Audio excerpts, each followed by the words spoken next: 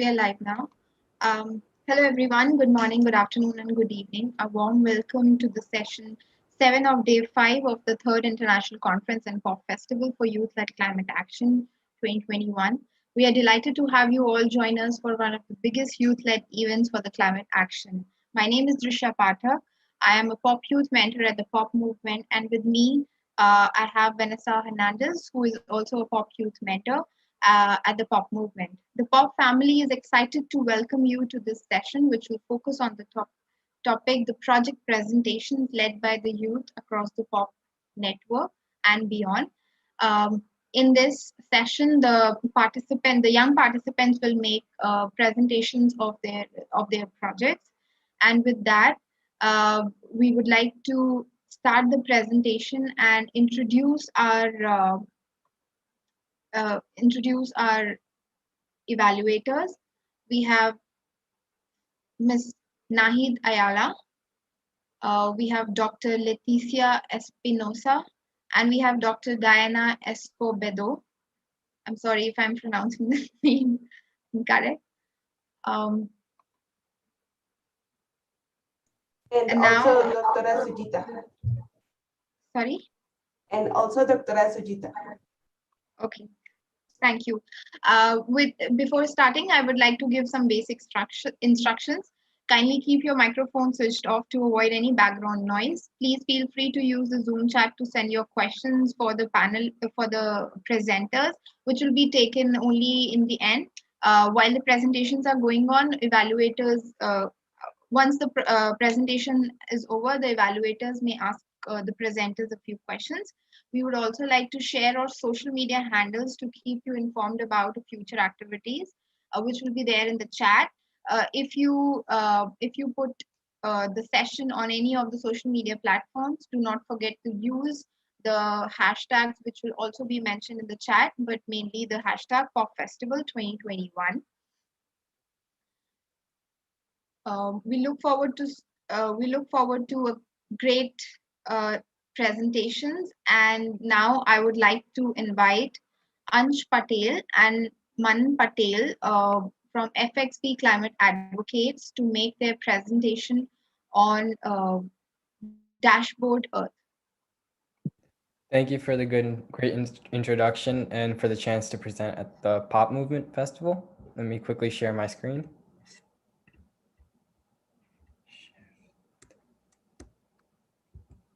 Can you try sharing your screen? Yep. And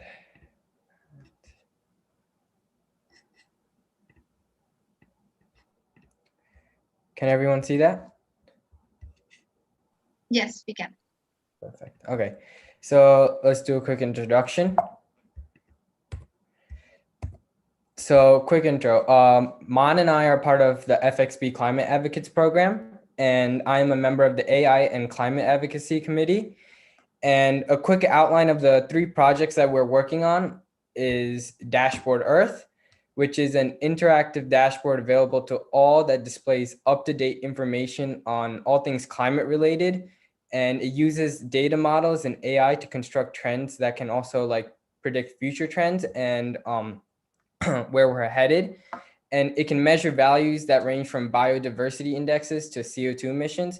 So basically it's a place where you can go to that is accessible to all. You just need a device to see how the health of the earth basically.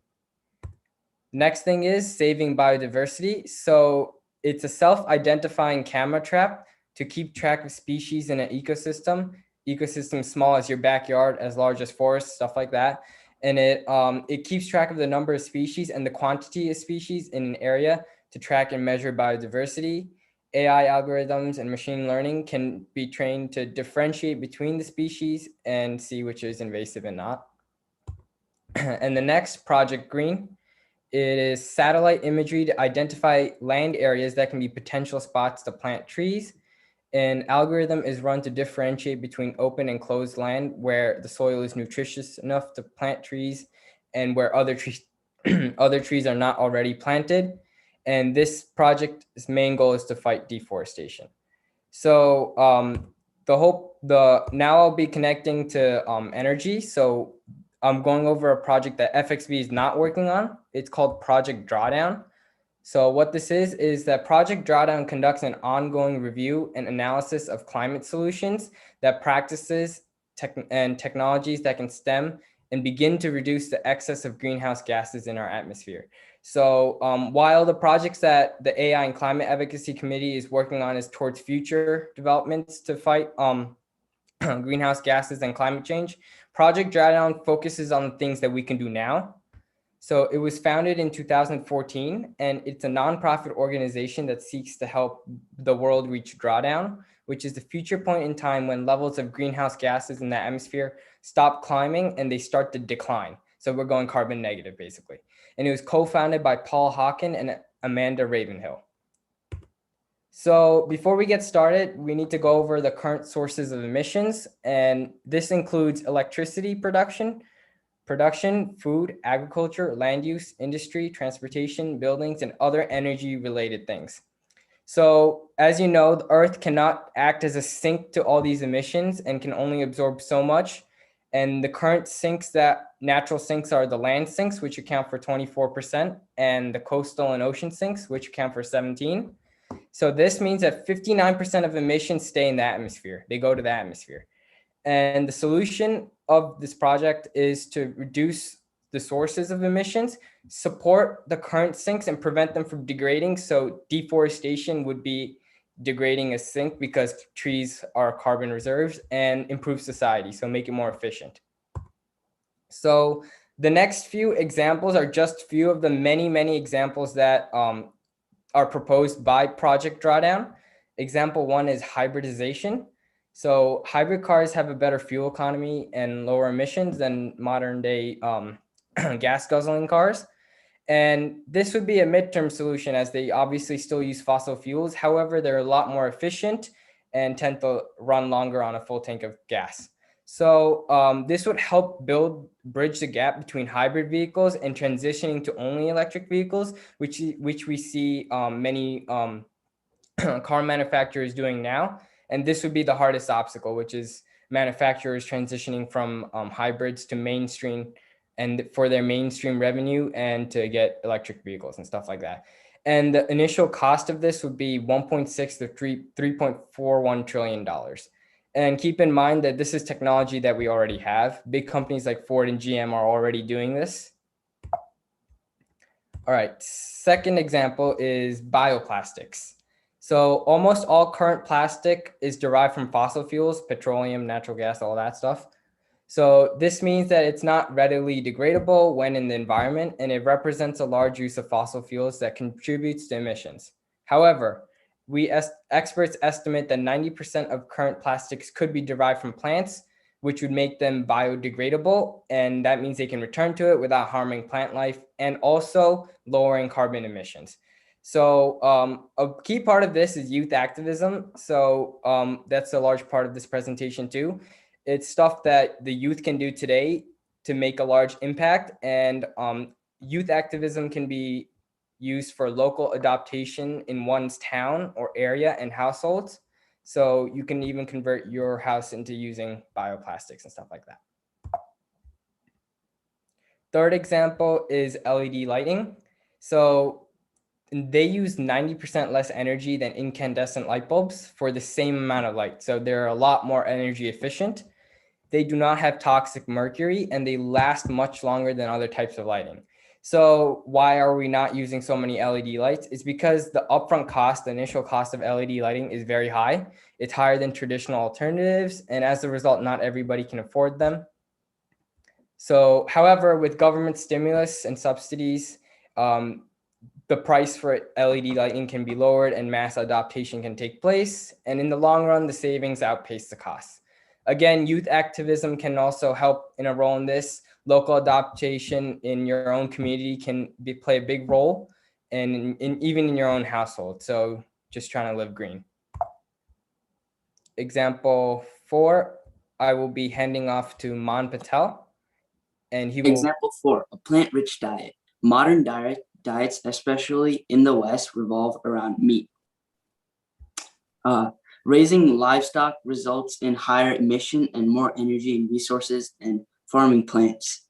If cattle were their own nations, they would be the third largest emitter of greenhouse gases.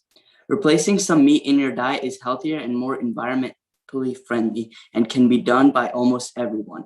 Consult with a health expert on how to have a balanced diet that has more plant-based nutrition that can replace meat products. Participation. Education about climate change and environmental initiatives is crucial. The best way to learn is by joining environmentally related organizations or clubs at school or outside of school to work with like-minded peers. Start small. At the local level, you can do research into your own town's environmental initiatives. If the town isn't currently addressing environmental concerns, get into contact with an official. This included even proposing a project to your town's mayor. An example could be banning plastic bag use in local stores. Practice conscious consumption, like turning off the lights off or phaser off when brushing, carpooling with friends, and planting trees. An example project.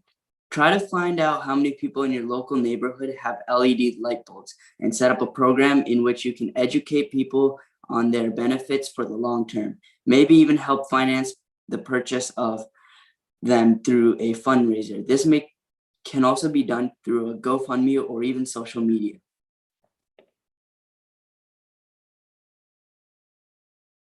So we only presented like 4 out of I think over 80 things in Project Drawdown. So for more information, just go to this website to see even the other cool stuff they have.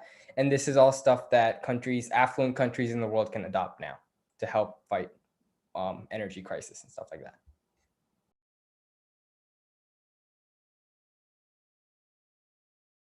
That finishes our presentation.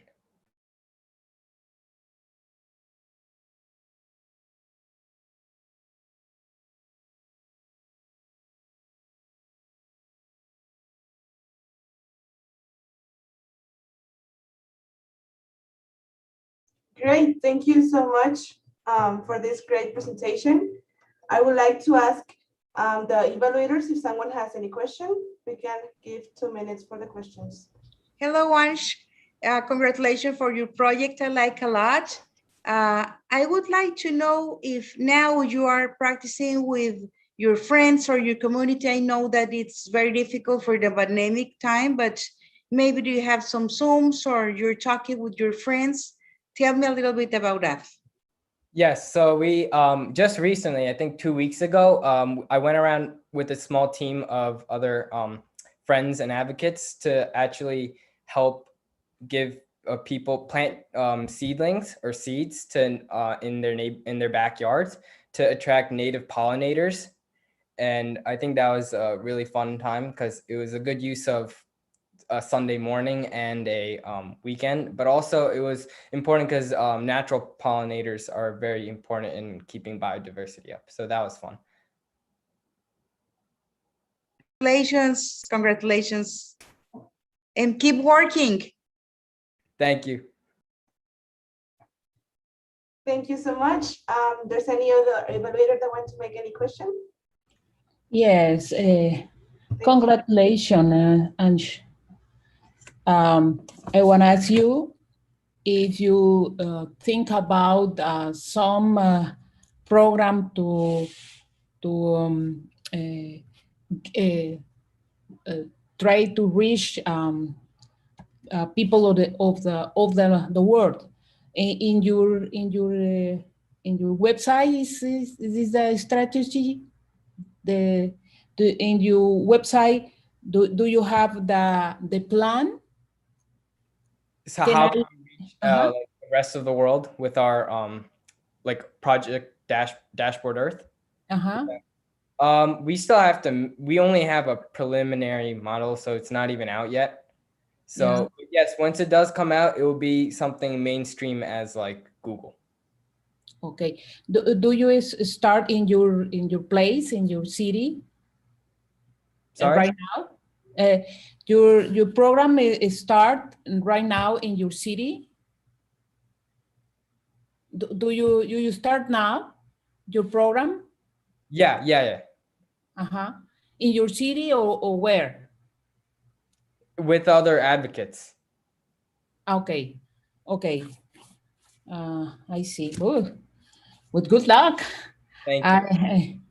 I wish you can have a successful Thank you. in the future. Congratulations. Great, thank you so much, Nahid and Dr. Adriana. Now we would like to present Ian Ulloa Shogreen from the high school, Austin, Aquarium, Texas, USA. Thank you, Ian. The floor is yours. Thank you for having me.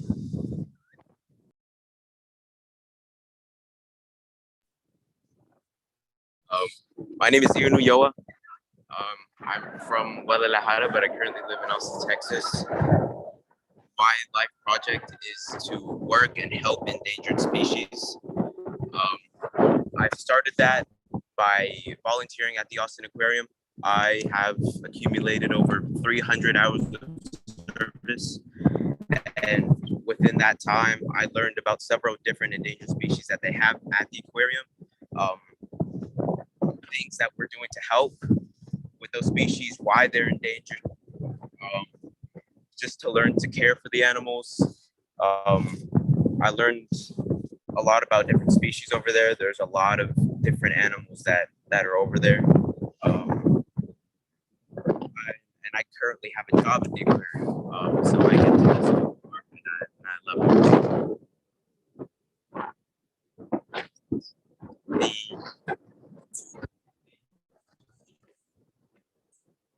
The ones at the aquarium are the rough lemurs and the ring-tailed lemurs.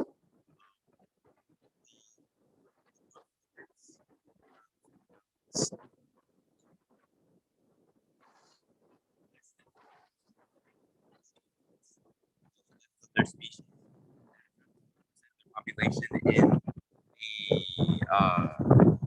cage we're keeping them in. So we're trying to treat them so that they start getting.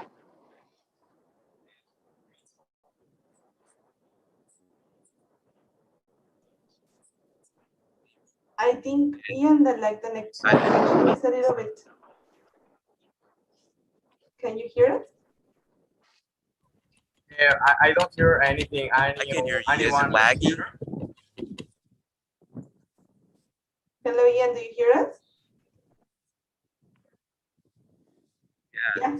Okay. Is it? Yeah, you can continue. Thank you. Dad, can you hear me? They said it's laggy.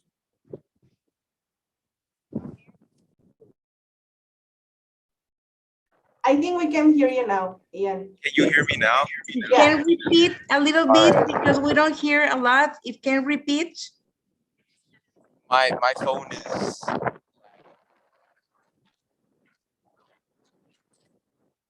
My name is Ulloa. I'm 15 years old. And my life project is to work with endangered species and help them out. I started by volunteering at the Austin Aquarium, and I've accumulated over 300 hours of service over there. Within that time, I learned about the different species that they have there, the several different endangered species that they have there. Two of the most well-known being the rough lemurs, the white and black rough lemurs that they have, and the ring-tailed lemurs. I learned how to care for the animals, how to build closer bonds with them. I learned why they're endangered and what's causing so much trouble with their species. And I now work at the aquarium. I get to just do more now that I work there. I get to help out more. I get to learn more. So it's a really good experience for me. It's helping me decide where I want to go in life.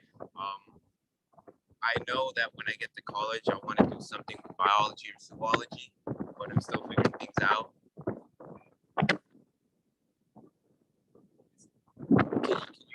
still? Or? Yeah, I think we can hear you. You can continue. Thank you.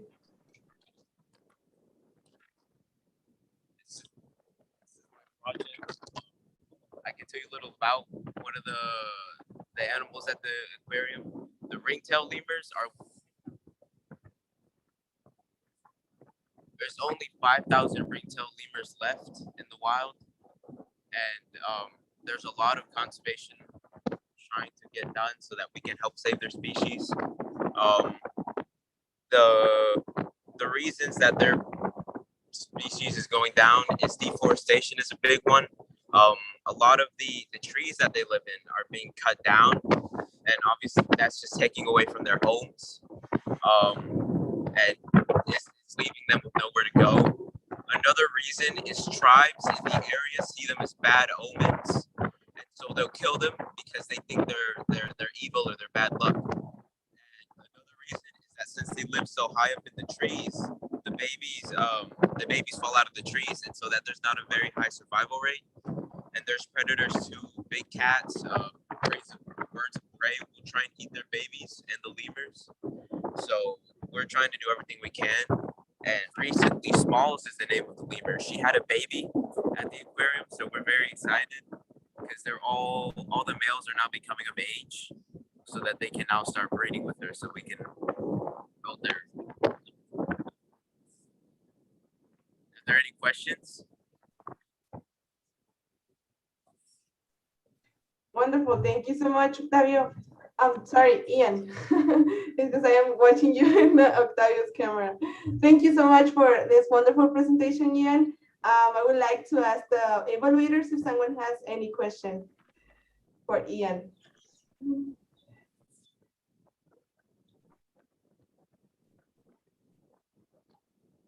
Okay, so I think there's no questions. If there's any question, please, evaluators, put them in the chat so Ian can answer them. Yeah. I'll ask Ian. Great. Ian, how did you get involved? What? Oh. How did you get involved? I got involved actually through a birthday party. 3 years ago, one of my little cousins, he chose to have a birthday party at the aquarium, and when we got there, I just fell in love with the environment there, all the animals that they had. It was like nothing I'd ever seen before, because there's no aquarium that I've ever gone to is that what's it called? It's not that interactive. There's just so much to do, and they let you interact with the animals so much, and I just fell in love with it. And Ryan is his name. Somebody who still works there. He told me that they had a volunteering program, and I went to the front desk and asked about them. They said sure, and so the following weekend I just started volunteering.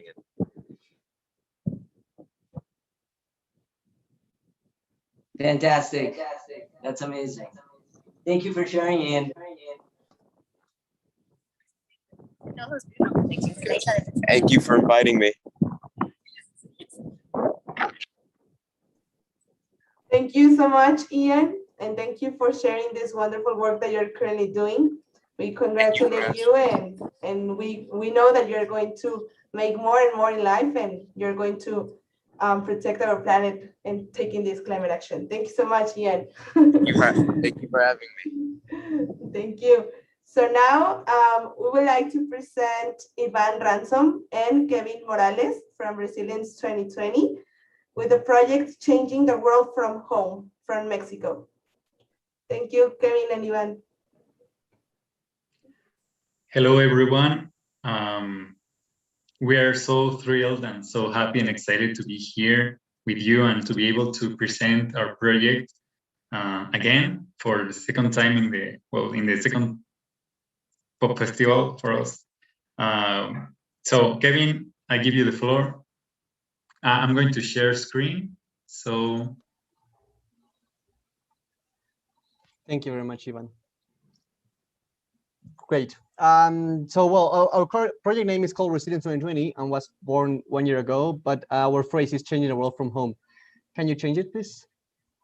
So I want you to imagine what will happen if you right away have 10% more of income.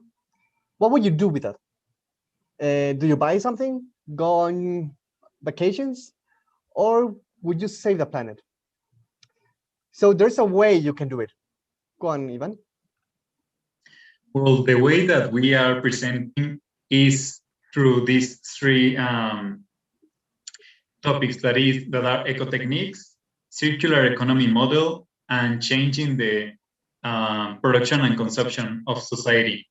And how to do it? Well, in our project, we installed for free these 5 eco-techniques: greenhouse, water harvest system, biodigester, compost, and solar heater. It's really important, also, I want to say this, it's really important that you put attention on the presentation, because we are going to have a surprise for you at the end of the session. So, at the end of the presentation, so just keep that in mind. And well, we integrate these 5 eco-techniques into a circular economy system, which also considers people from the rural and urban areas. And so how does it work?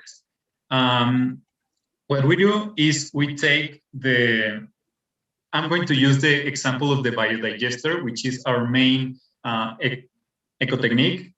So how do we use this circular economy system?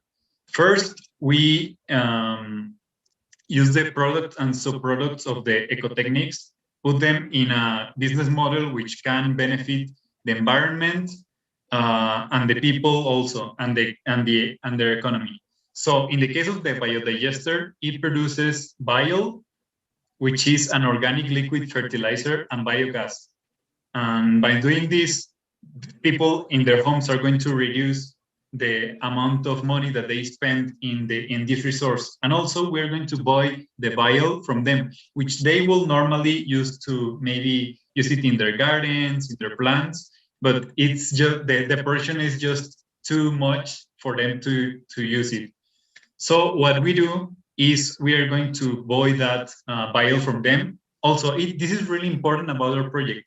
It's born in the pandemics, actually, in the heart of the pandemic, just as when it was starting. What we wanted to do is to offer people a way to get an additional income while they were safe at homes.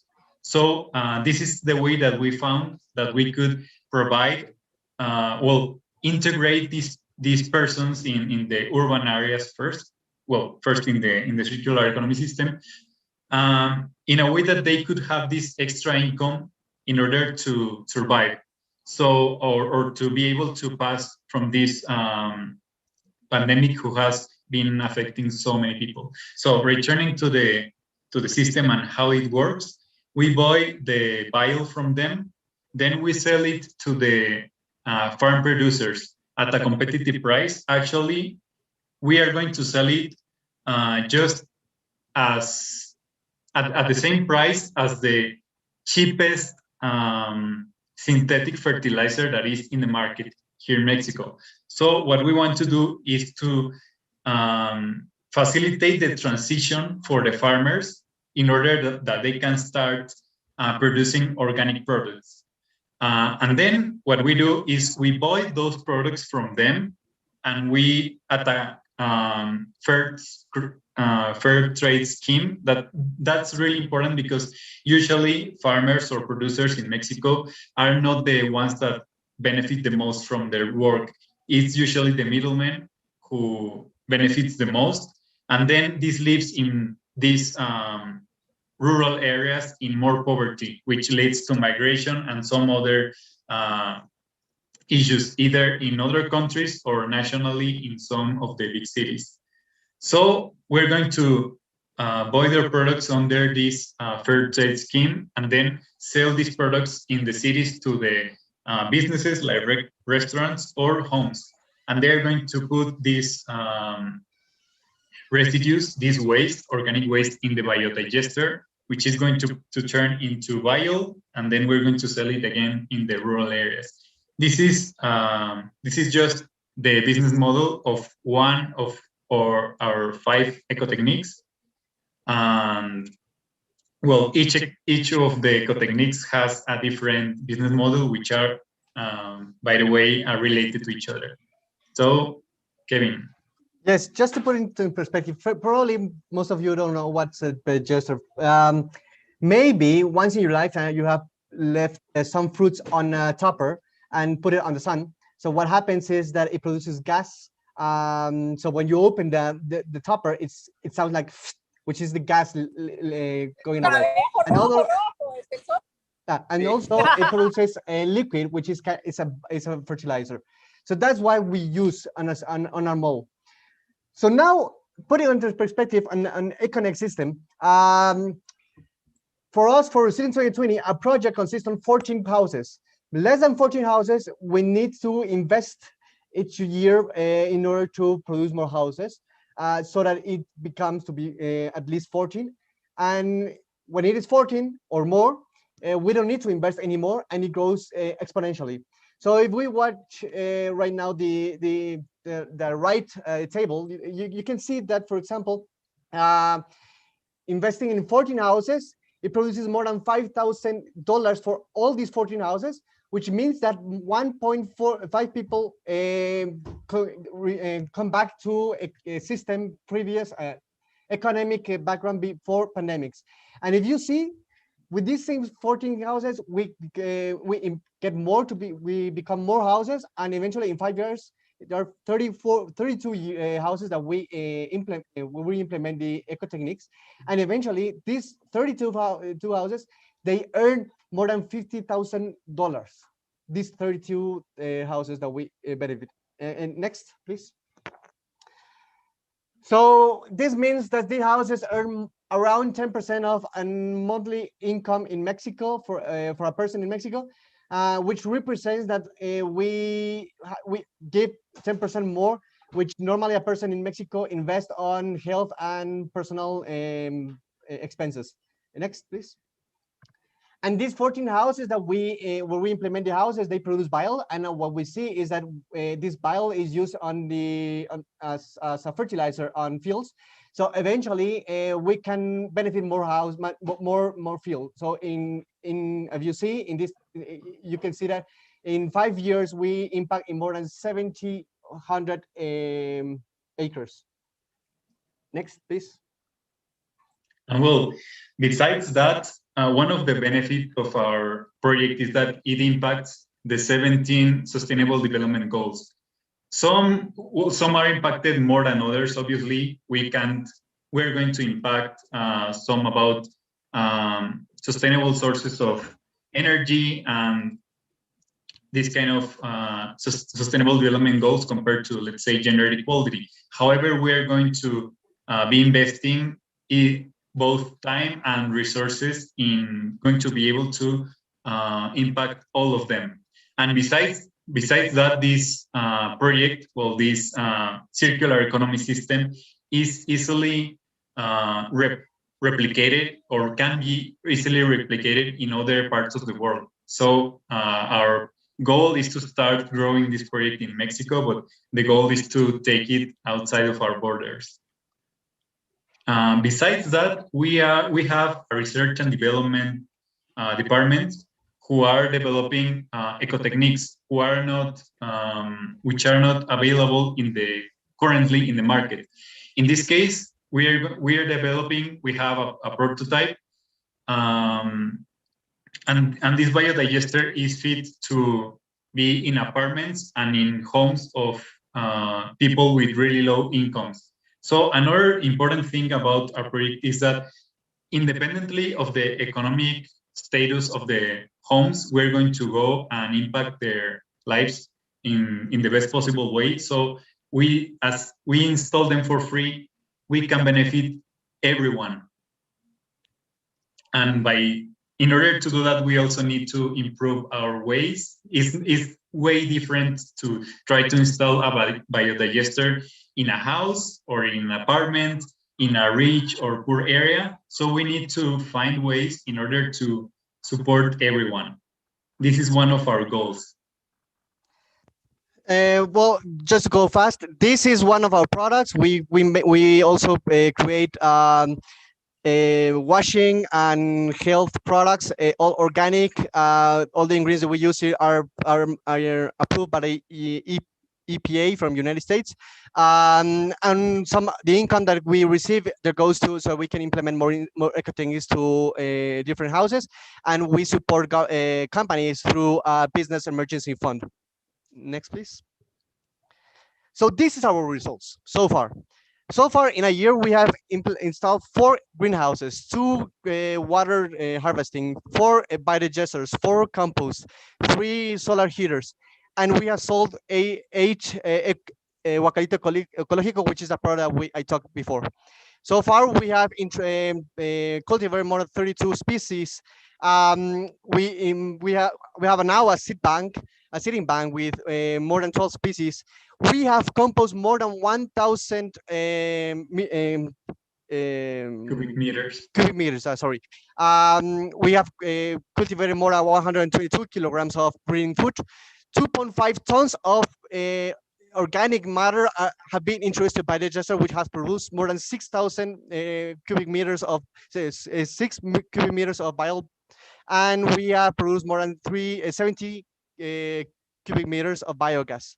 And so far, we have sold more than 1,000 liters of liquids that we have produced these health and clean products. So that's what's so far we have done in 1 year in numbers. Go ahead. Ivan and Kevin, you have Yep. 1 minute. Okay. Thank you. Okay, so just we prepare these reports for solar heater and biodigester. We need to have this really important data in order to be able to have the best conditions in order to produce the best compost and products in the greenhouse and also bio. We have these partners. We were going to go really deep in each of these slides, but we really want to thank the pop movement for all of their support, and especially also the Borussia Dortmund and ISEC Alumni Iberoamérica. Kevin? Yeah, and just to show some pictures of what we've done, some greenhouses, biodigesters, water harvesting and compost. And so next. And these are the last ones we have implemented, some greenhouses, solar heaters, and biodigester that we have introduced into new homes. People are now receiving training in order to produce compost and cultivate. So that's one of the big things that we have done also. Okay, well, this is the contact information which we're going to pass you later. So I want to, if you can enter to Kahoot, I don't know if you know this application. I'm going to send you the link in the chat. So you can open it in your cell phone. It's going to be a really, really fast activity. Yeah, there's only 5 questions, which are really quick to answer. And the last one is a surprise. I want a surprise. Yeah, but you need to turn your microphones on, please, from now on. Especially for the last question. Yes. So here it is.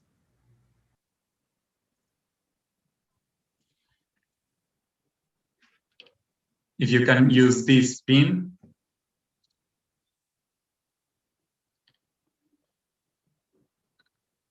And join the room.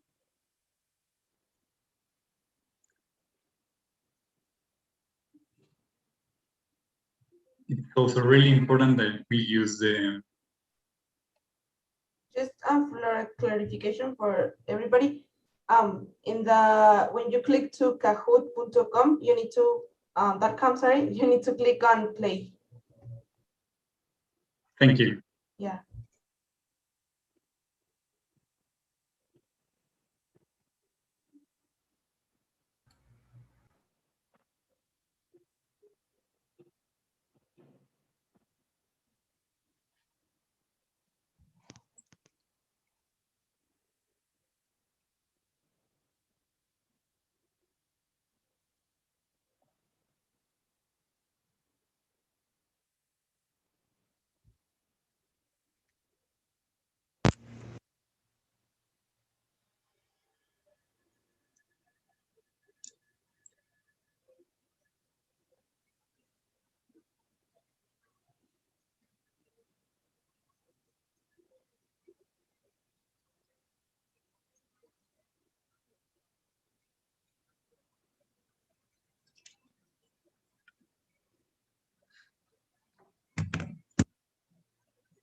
maybe one more participant and we can start.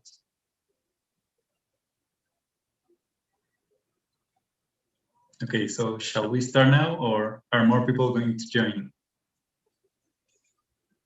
I think due to time, we can start now. Okay. So you're going to watch the questions here and you're going to answer in your cell phone.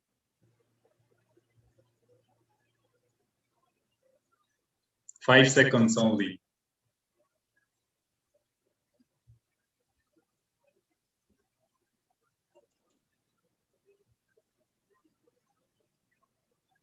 True or false?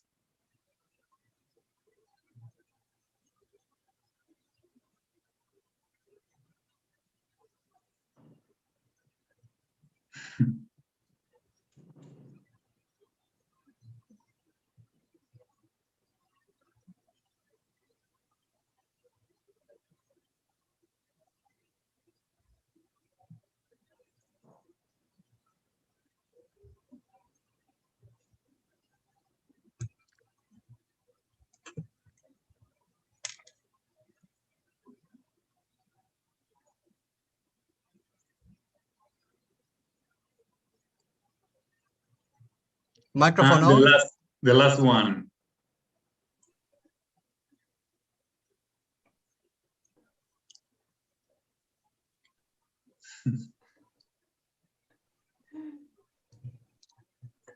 So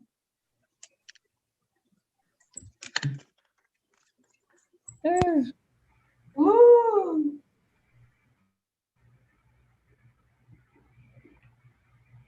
congratulations to the three of you. Woo! Vanessa, you're going to be on our webpage, which is going to be in few weeks finished, and you're going to be recognized in our recognition wall.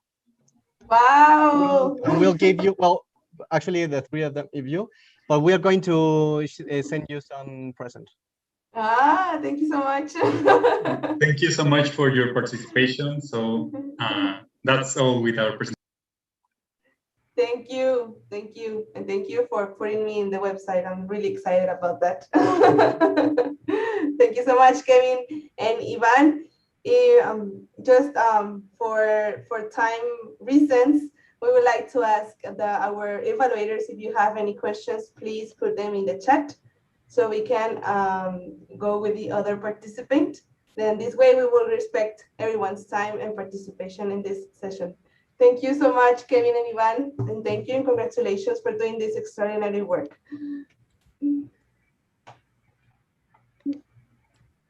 Wonderful. So now we would like to go with Sandy Ochoa.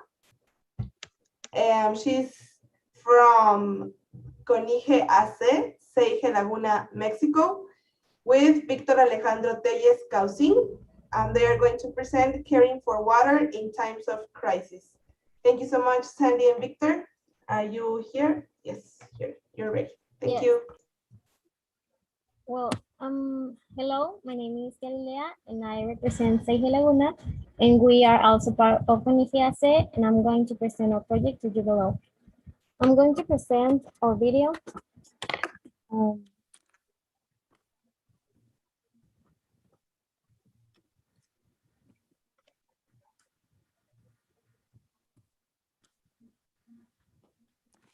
Can you see that?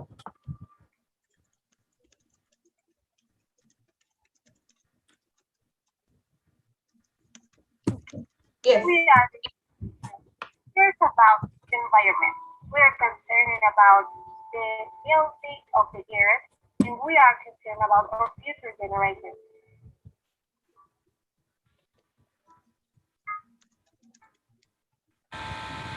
Due to misuse and not taking action to take care of the environment, we throw our garbage in the street and throw it to the sewers and tossing them into the cloud, causing that in the long term, it does not go out in our houses.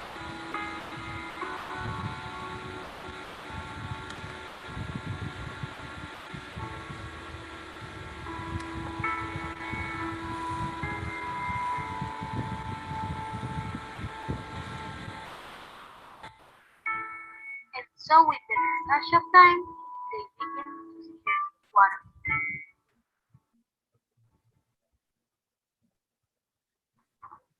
This is a place where people are often not very aware of water care. We're going through a national crisis in which we must all of the more be respectful of water, nature, and our planet.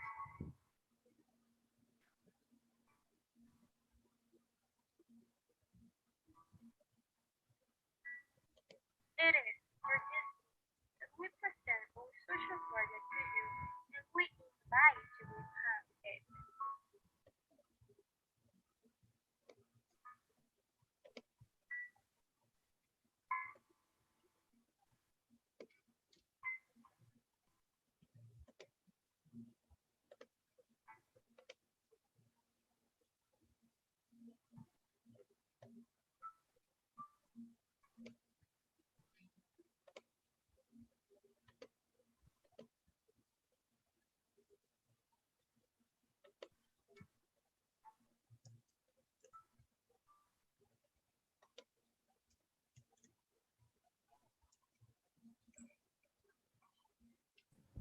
Anyone hear something?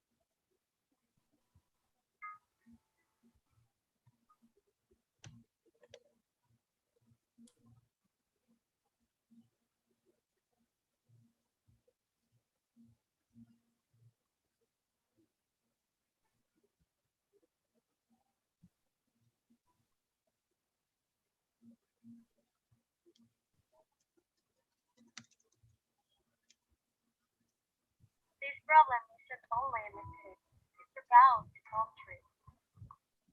When you open your eyes and start fighting for your planet,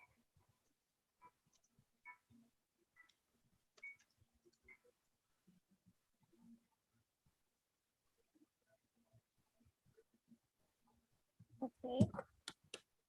So now I'm going to give a little explanation about that. The current situation in which we find ourselves due to the misuse of water places us in a national job of great importance. We are depleting the reserve of the vital liquid, and one of these reasons is distraction without measure by large industries, added to the domestic use by the population. And today, we will focus on the second, on domestic and daily use by the general population. For this, it is intended to carry out a digital and physical campaign to provide information on the correct management of water use and raise awareness for its care.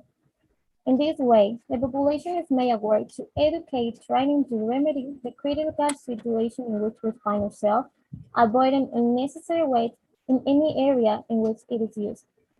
The main thing is the correct dissemination of the information, for which it is proposed to make flyers that will be distributed digital and social networks, because we totally believe that people pay more attention to social networks, and for the flyers, people usually throw them away, and in addition to ignore, creates more pollution.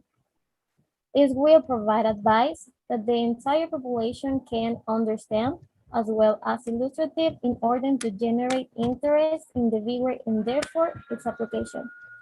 Our plan, which we are and are going to carry out, are the following in the next point. First, find a city where the water is measured. What and how we can do that? With surveys through Facebook or Google Documents, or friends can share with their family or with their friends. After, Start with flyers with habits that families can begin to practice. For the flyer, we already have one done. In it, we have habits that we can start working from home. Habits such as turn off the water while washing your hands, or when you are washing the dishes, rinse them all together or in a bottle and with the tap open. Let's not leave the tap running while you brush your teeth, or fill the washing machine while to take advantage of each wash. They may sound very basic, but you have to start small because many times we want to change and navigate very drastically and we end up doing nothing. And from this, what we totally believe is that the best way to raise awareness and teach others to form good habits like this is through example. We can talk a lot, say a lot, make a lot of campaigns, but if we don't start acting from home, people will hardly believe that it's possible to form a good habit. It's very important that we start working with this ourselves and for our future generation. And as I mentioned it in the video, I know that the many of us are more empathetic generation, and we must make the most of the good that we have to give that can leave benefits for future generations. Start slowly in the population, and with time, we will be able to start working with large industries regarding the use of water. And one of the phrases that I love is, be the change that you want to see in the world. This phrase is for Mahatma Gandhi. We start with the change and we'll begin to see the change in the world. And that's all for my presentation. Thanks for the attention.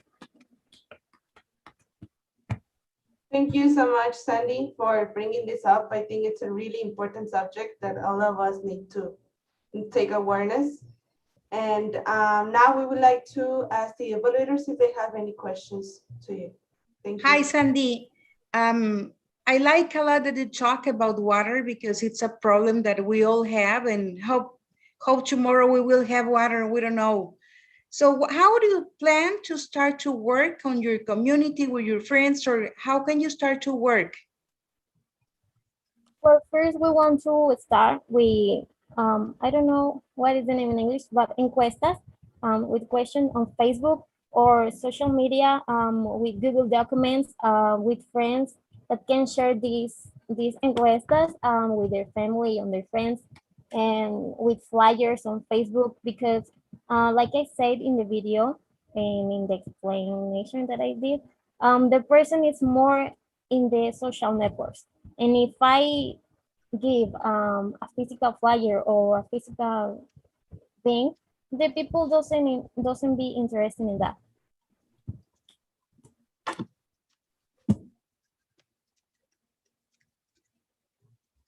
Thank you. Great, thank you so much. We have time for one more question. Is there any more questions? Thank you, Vanessa. Thank you. First of all, I would like to congratulate Sandy Ochoa for your effort, and the video that you showed us also was it's of a great initiative, and like Nahid, I also wish to tell you that the first thing where we can start all these actions is from our own community, is mass from our homes, no? So in your home, how are you practicing this water crisis?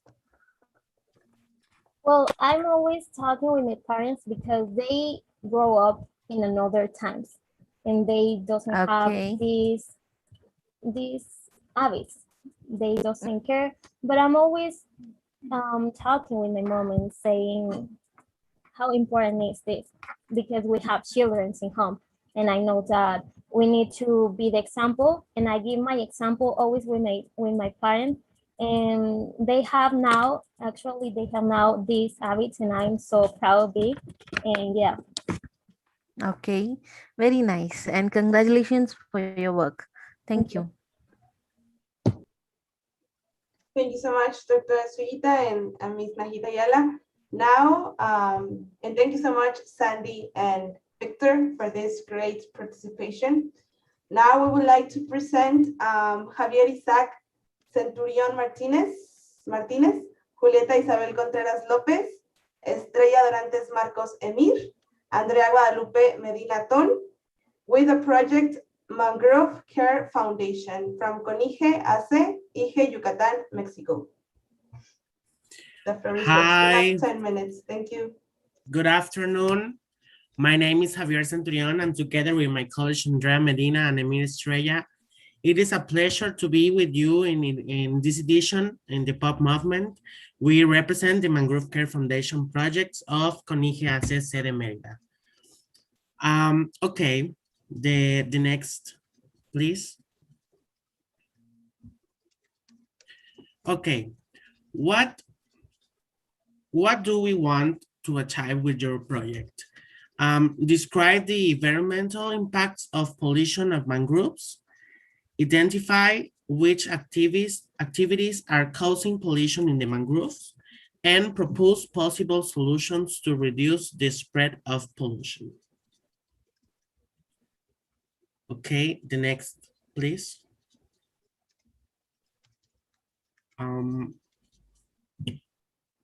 Results. On Sunday, June 13 at the 8 in the morning, the event was well with the participation of 40 assistants. Around 2 tons of waste will be collected and thrown into the mangrove swamp. The next, please. What are the mangroves? The mangrove is a biotic area or biome formed by trees that are very tolerant to the salt existing in the intertidal zone near the mouth of fresh water courses in tropical latitudes and subtropical. The next, please. Environmental service. The importance of these ecosystems is currently appreciated by the scientific community, international agencies, governments, non-government organizations, and coastal communities around the world. The next, please. Mangroves in Yucatan.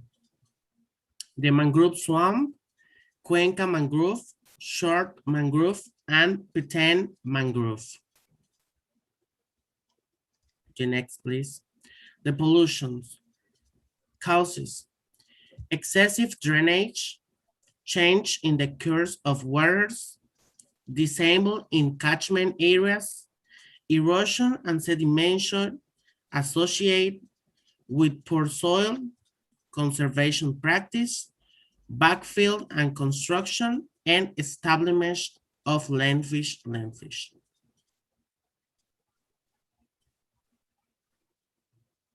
Effects. Oil spills represents a serious pollution problems in various parts of the world. These accidents have contributed greatly to the increase in oil pollution in coastal areas, negatively affecting mangrove area, flora, fauna, and human health. Action, conservation, and monitoring of mangroves. Currently, the localities have opted for ecotourism projects where non-destructive activities such as bird watching associated with the mangrove are carried out. Okay, that's all for this moment. And I have a questions. Okay, can I answer in Spanish the questions for the, please? Yeah, it's okay. Oye, me encantó tu proyecto, qué padre. He visto pocos que hagan esta conservación, te felicito. Muchas gracias. Me encantaría mucho estar en contacto contigo para que nos des una plática. Tengo 2 escuelas en Tamaulipas que cuidan el mangle Entonces, mi correo es najid-ayala@hotmail.com. A ver si la facilitadora me hace favor de ponerlo ahí por Claro. escrito. Y te felicito. No es pregunta, te felicito. Bueno, sí pregunta. ¿Qué necesitas para tener tu proyecto? ¿Qué necesito? Mire, bueno, la verdad necesitamos prácticamente el apoyo de la gente que de verdad esté apasionada por la conservación de las áreas. La verdad, nosotros cuando nos subimos a este barco y decidimos a empezar a trabajar este proyecto, pues la verdad fue algo que no creíamos que pueda hacerse tan fácil, ¿no? Que mucha gente se uniera y la verdad tuvimos una muy buena respuesta de la gente porque mucha gente quiere conservar esas áreas, mayormente aquí en Yucatán, que contamos con una amplia gama de manglares en las costas de nuestra región, pues obviamente se han visto muy deterioradas y la verdad contamos con el apoyo de los ayuntamientos, de los puertos, así como de otras empresas también que se han sumado a nosotros. Empezaremos este mes con las primeras limpiezas para ya hacerlo completamente una realidad. Me emociona mucho escucharte, de verdad. Por favor, mándame correo y te súper felicito. No te canses. Muchas y bueno, gracias. pues ojalá que sigas participando con POP. Gracias. Gracias, gracias. Thank you so much, Najid and Javier. Thank you. ¿Alguien más tiene alguna pregunta? Solo tenemos tiempo para una más y listo. Ok. Ok, muchas gracias, Vanessa. Solo quiero hacer una pregunta con Javier Isaac. Javier, ya nos dijiste que ya estás evaluando los niveles de contaminación en los ecosistemas de manglares, pero solo de una curiosidad, ¿nos puede decir en qué términos o mediante qué análisis que estás evaluando los ecosistemas de manglares?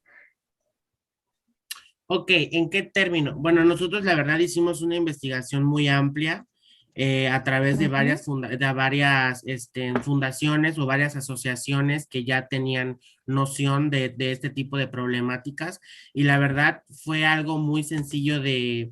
Normalmente aquí se hace como limpieza de playas y no tanto como de los manglares. Entonces por eso nosotros decidimos enfocarnos más a ello porque vimos que casi nadie pues se atrevía a hacer dicha limpieza, ¿no? Entonces hicimos varias investigaciones con varias instituciones expertas en el tema y la verdad llegamos a la conclusión de que sería algo pues nuevo para la gente que está acostumbrada a hacer lo tradicional, que es la limpieza de playas. Y pues obviamente decidimos elaborar esto. Todo fue a través de instituciones, a través de varias investigaciones, por redes, por gente que ya vivió las experiencias y que ya vio de cerca el problema o el daño que tienen las zonas afectadas. Ah, ok. Entonces, como que ya ustedes tienen de cómo fue si está algunos cambios bruscos en la área de los manglares o si hay algunos degradación como que en la biodiversidad de las manglares o por la contaminación de metales, plásticos, ya tienen todo eso de los datos. Entonces, dependiendo de esos términos, ya hacen la conservación, ¿verdad? Así es, después de todo ese análisis es donde hacemos la conservación, definitivamente. Ok, muy bien, Javier, muchas gracias. No, gracias a usted. Muchas gracias, doctora Sillita. Javier, más comentarios, por favor, utilizar el chat. Si alguien más tiene algún comentario o alguna pregunta, claro. en el chat. Thank you so much. Good afternoon. Bye. Thank you, Javier. See, well, David, sorry, it's because we already have 5 more projects to present, and we have another sessions at 4 p.m. exactly. So maybe you can use the chat. It's okay? Yes, in the chat. Please, thank you, and so sorry.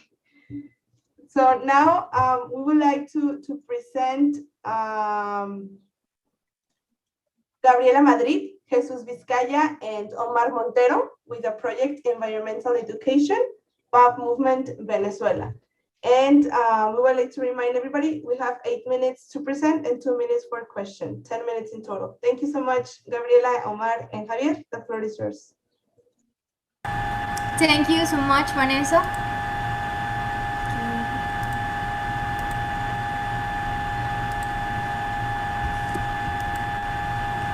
Bueno, muy buenas tardes a todos, buenos días, donde se encuentren. Mi nombre es Gabriela Madrid, somos de Venezuela. Les digo de antemano que Omar Montero no va a poder estar con nosotros, sin embargo Jesús Vizcaya y yo vamos a presentarles nuestro proyecto, que básicamente es nuestro bebé.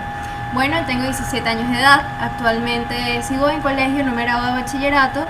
Y bueno, el proyecto de hoy de nosotros se llama Debatiendo en Verde, que me gustaría aclarar que es un subproyecto del Programa de Educación para Desarrollo Sostenible creado por POP Venezuela. Antes de comenzar, me gustaría decirles que hace menos de un mes tuvimos la oportunidad de comenzar nuestros primeros proyectos con 9 colegios de Valencia, Venezuela, que es donde estamos ubicados, mayormente desde POP Venezuela. Y bueno, fue un proyecto de reciclaje el cual tuvo una receptividad increíble porque participaron, como les dije, 9 colegios privados y tuvimos un total de participación de 67 obras por parte de los alumnos desde primer grado, que son los más pequeños, hasta quinto año, que son los más grandes. Entonces, bueno, para comenzar me gustaría decirles que para nosotros la juventud venezolana y el mundo entero son el pilar y el futuro de nuestra sociedad. Los futuros líderes de Venezuela se encuentran en estos momentos en las aulas de clase, formándose para ser garantes de una noción ecológica de primera calidad. Buscamos que la base principal de nuestro proyecto sea la educación, fomentar el liderazgo juvenil y la sensibilización sobre el medio ambiente. Bueno, comenzando con los objetivos de Debatiendo en Verde, la dinámica tiene como objetivo instruir a las próximas generaciones acerca del cambio climático, sus consecuencias y cómo prevenirlo, haciendo énfasis en esta ocasión en el reciclaje. Existen muchas formas de combatir el cambio climático y afrontar el deterioro de nuestra madre tierra. Entre ellas está el reciclaje. Nos concentramos en esto debido a que es algo que puede generar un cambio real, creando un ambiente armonioso.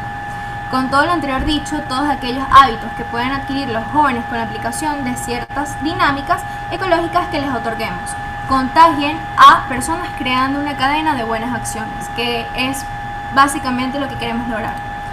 Bueno, las temáticas de los debates principalmente sería el reciclaje, como ya lo había dicho anteriormente, el cambio climático, el consumo responsable y por último la economía circular, entre otras más dinámicas de debate.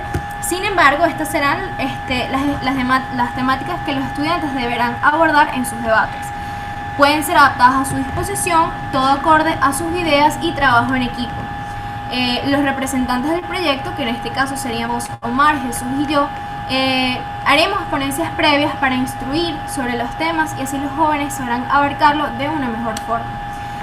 Básicamente lo que queremos lograr con este proyecto es fomentar el liderazgo, buscar que los jóvenes no solamente sepan sobre el cambio climático, sobre el medio ambiente, la economía circular, el reciclaje, sino más allá de eso involucrarse con esto, tomar conciencia y bueno, ser ciudadanos responsables, ciudadanos sustentables.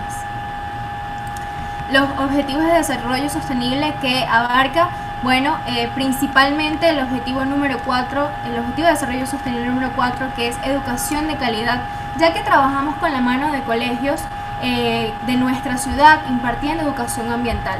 Pero nos gustaría decir que no solamente queremos trabajar con los colegios de Valencia, Venezuela, sino si es posible todos los colegios de Valencia y bueno, nuestra meta es llegar a los colegios, universidades, preescolares, primarias del mundo entero. El ODS número 10, reducción de desigualdades, demostramos a los jóvenes y adultos que todos pueden ser parte de la acción climática. Para nosotros es fundamental este punto porque queremos demostrar que no importa tu edad, no importa tu sexo, tu género, tu raza, ni nada, sino solamente tu acción, tu voluntad y bueno, sobre todo tu conciencia. El objetivo de desarrollo sostenible número 11, ciudades y comunidades sostenibles, ya que a través de la educación ambiental construimos un futuro mejor. Esto no es un secreto para nadie, no solamente queremos llegar a las escuelas, sino a la sociedad entera. Queremos impartir la educación ambiental y hacer una repercusión de manera positiva en todo nuestro entorno. El objetivo número 13, que es acción por el clima, nosotros como líderes impulsamos a muchos más jóvenes a tomar acción, no solamente desde el proyecto Debatiendo en Verde, sino desde el proyecto para el programa educativo de POP Venezuela y todas nuestras actividades. Y bueno, el objetivo número 16, paz, justicia e instituciones sólidas.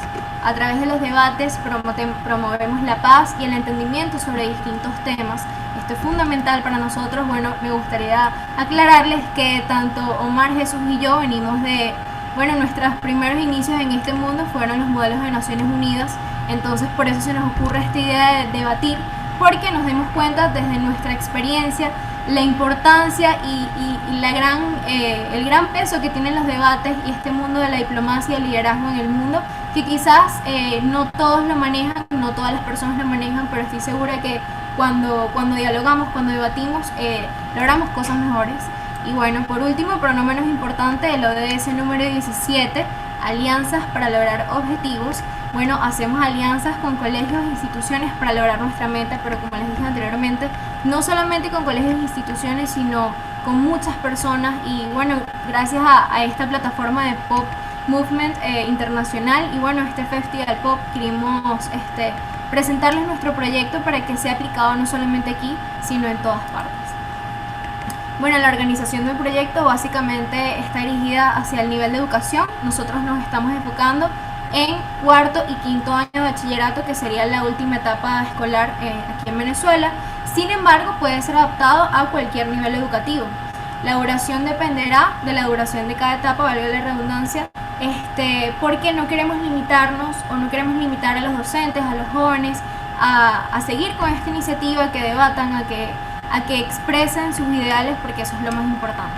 Y por último, la metodología que implementaremos será, comenzaremos estableciendo un foro interactivo en cada una de las instituciones que visitaremos.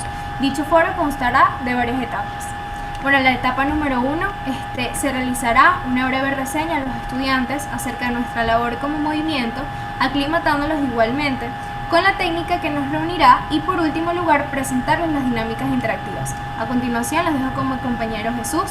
Adelante. Muchas gracias, Gabriela. Bueno, en la segunda etapa vamos a aplicar como primera dinámica el estimulamiento del pensamiento crítico en el roleplay. Se le harán preguntas al grupo para guiar las conversaciones, las cuales tendrán como finalidad introducirlos en una persona, en un ambiente, una situación y un tiempo hipotético. Estas preguntas pueden ser: si pudieras elegir ser alguien, ¿quién serías? Si ves a una persona ensuciando tu espacio personal, ¿qué harías? En segundo lugar, luego de haber realizado las preguntas de entrada, se empezarán a crear una idea o situación que les gustaría representar hipotéticamente. Se escogerán personas del público para cumplir papeles de actores en el escenario hipotético.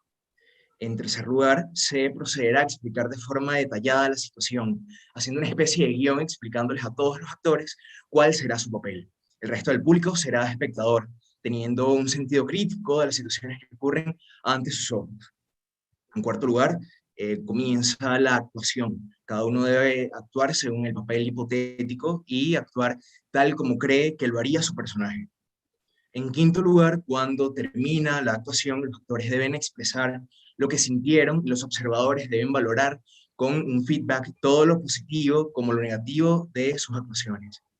Finalmente, los guías deberán dar unas pautas para resolver la situación concreta de la manera más eficaz posible, haciendo también de actor si es necesario. Como tercera etapa, se hará una breve ponencia, los miembros del POF, acerca de la problemática la cual se está tratando, haciendo una reflexión de lo observado en las distintas dinámicas previas. Dicha etapa constará igualmente del preámbulo y preparativos del debate. Como cuarta etapa, se deberá hacer una selección de personas por cada una de las secciones para participar en un debate final. Dichas personas serán seleccionadas por sus propios compañeros para representar a cada una de las secciones. Serán grupos de 4 personas por sección.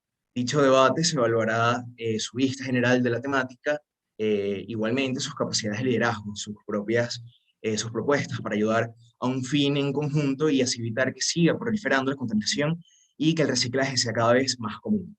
Al culminar el debate, el jurado deberá elegir un grupo ganador y tendrá el derecho a participar en un foro intercolegial que se realizará al culminar el periodo de actividad escolar del movimiento. Posteriormente será un llamado a realizar movimientos ecológicos en cada una de las secciones, teniendo como prioridad la elaboración de ladrillos ecológicos. Se tendrá en consideración la sección que más ladrillos ecológicos haga y que más movimiento tenga en el colegio, en pro, por supuesto, de la campaña ecológica. Se elegirá una sección ganadora, la cual tendrá la oportunidad de participar en un paseo dirigido y organizado por los miembros del movimiento pop. En el último lugar, como se había hecho referencia anteriormente, se realizará un foro intercolegial donde se debatirá la temática central de nuestras jornadas. Dicho foro estará conformado por los grupos ganadores de los debates realizados en los diferentes colegios que han sido visitados anteriormente. Los resultados que aspiramos tener en el proyecto. Muchas gracias, Gabriela. I think you have 30 seconds to conclude, please. Thank you. Los resultados que aspiramos tener en el proyecto, muchas gracias, Vanessa, es aspirar a que los jóvenes del ciclo diversificado de los colegios privados tomen acción en contra del cambio climático, desarrollando su liderazgo, sensibilidad y pensamiento crítico, también trabajando en equipo, así como un mejoramiento en su oratoria. También hacer que las personas salgan de la rutina escolar en el momento en que se realizan las actividades, por tanto, se sentirán motivados a continuar con sus actividades.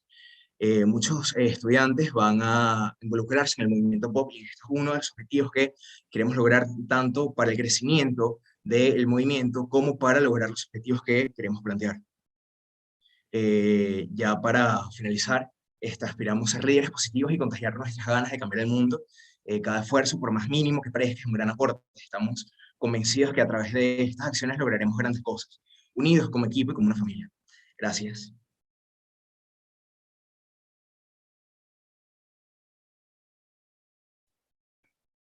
Gracias, Gabriela y Jesús. Thank you so much, Gabi and Jesus, for this wonderful presentation. Movimiento Pop Venezuela always does a really, really great job, so I am sure that you will have a lot of success. I would like to ask the evaluators if someone has any questions, please, you can put them in the chat in order for Gabriela and Jesus to answer them. Thank you so much for this wonderful presentation. So now we would like to present Edgar Andrés Martinez Lozano and Patricia Chambrasovi with the project Dream of Today of Autonomous University of Querétaro, Mexico. Thank you so much, Edgar and Patricia. You have 8 minutes and 2 minutes of questions. Thank you so much. Can I have permission for share my screen? For this one.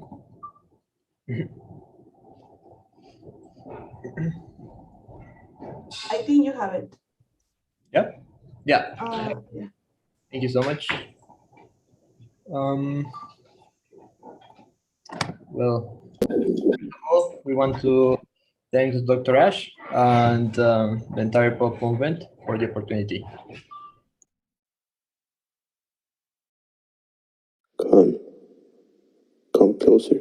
Don't be afraid. Do you know who you are?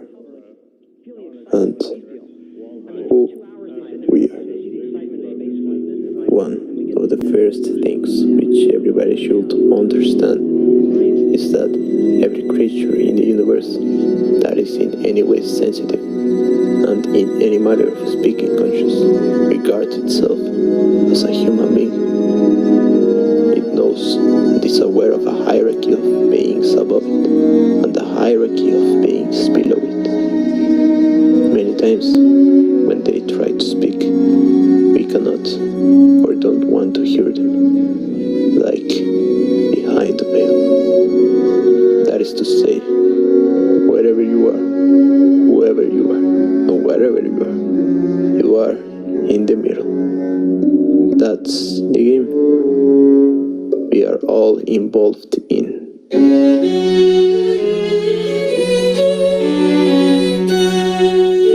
There is a mind in all of us, a soul, who parches the soil in some nations, an essence. What is our story? The stars may disappear, but small stars can be made everywhere, the fireplace of any home. Why are we here? Are you afraid to know? Onto the surface of the world we stamp, all plants and animals. We are not gods, but it is us who made us worshippers of every clock's tick-tock. What is holding you back? Our mind, master of all the clocks. What does life mean? Human essence. Where does our remain. Sometimes it hides perpetually behind a veil. It is in charge of darkness also. Strange corruption, destruction.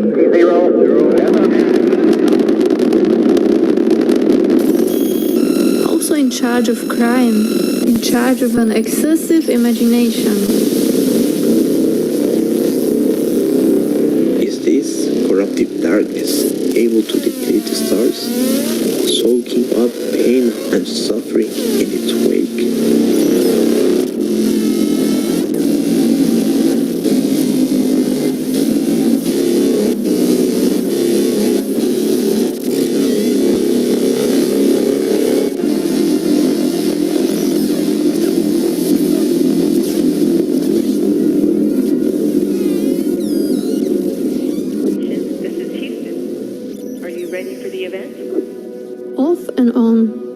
Off and on with our minds and hearts, as we ascertain our love's sincerity. Is humanity headed in the right or wrong direction? Making our souls available to the infinite universe. Do you feel connected? And a preservation as a necessity to the cause. Where were we going?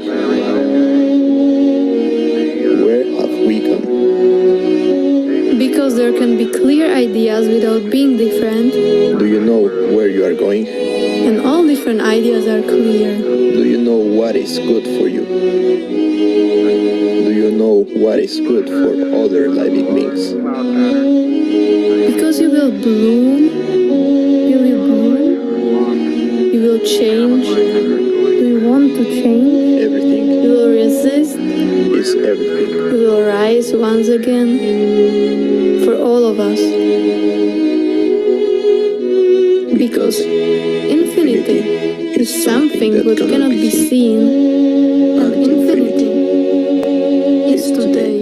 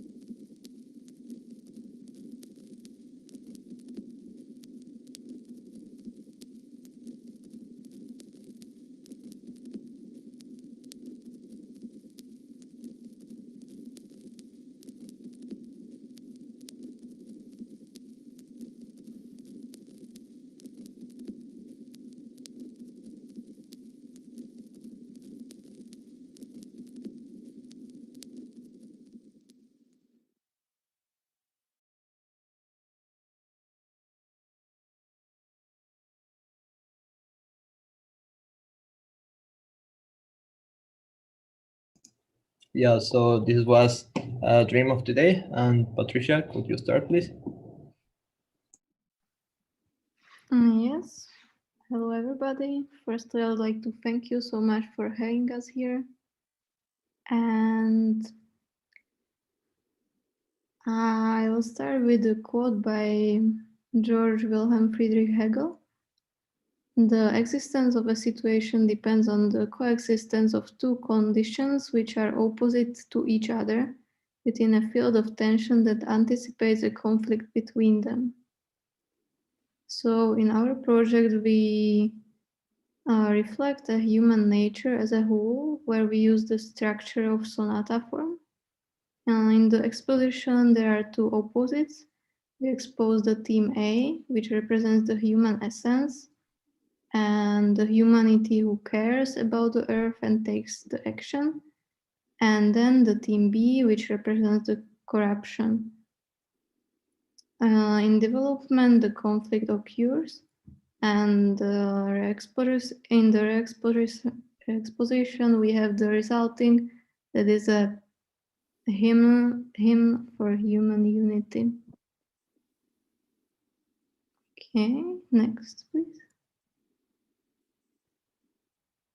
The visuals follow the in chronological order the structure of sonata, and our aim was to create an audiovisual story which invites the viewer to follow us on the journey where two sides of the human spirit, the creative and the destructive, the two opposites are exposed.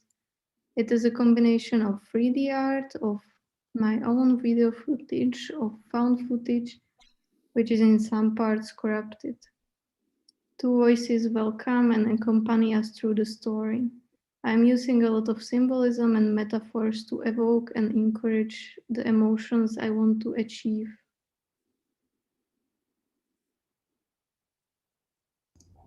Thank you so much, Patricia. So I want to talk about some points into the musical themes.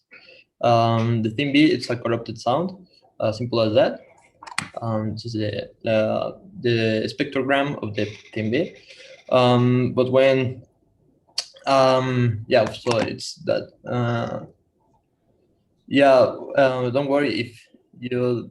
It's not necessary to understand all these weird musical symbols. But when I compose adaptive music, I like to use this technique of painting music. This is music imitating the mood of a situation, as in this example.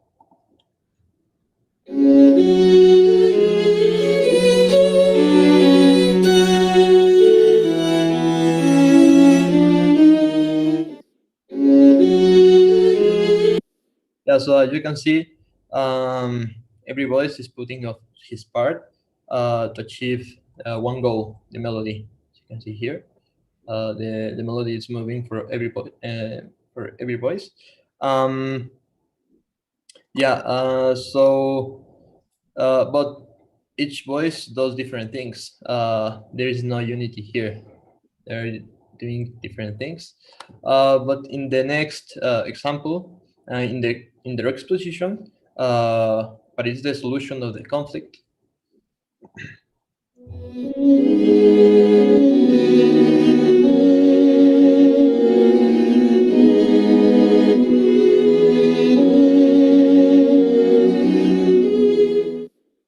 Yeah, here we can see that the voices aim to the same direction. They work together with each other to make the unity possible.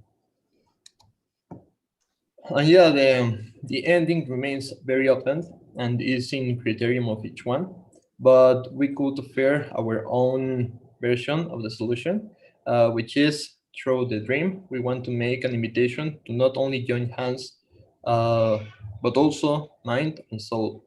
We need this human connection to aim to a common cause. We need to join our voices. We need to reborn and renew our consciousness in order to reflect and educate through our own existence, obtaining the best of each person because we want to believe that there is still hope. And this could be the only way to transcend as a human and to bet for the most optimal survival of the human race. Thank you so much, and remember, infinities today. Thank you so much, Patty and Edgar, for this wonderful presentation and to demonstrate that there's the different ways to take climate action. I think everybody loved this video, and I also was impressed about that. So thank you so much for this wonderful presentation and for teaching us something different and changing the world in this way. Unfortunately, we don't have time for questions from our evaluators.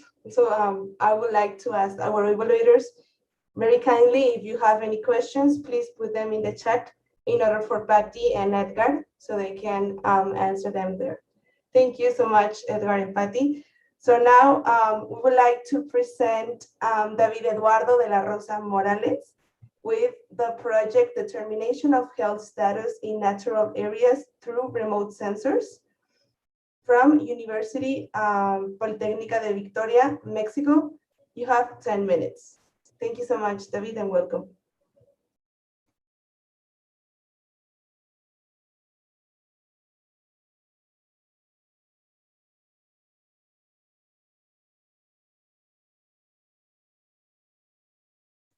remind you, David, 8 minutes for presentation and 2 minutes for questions. Thank you.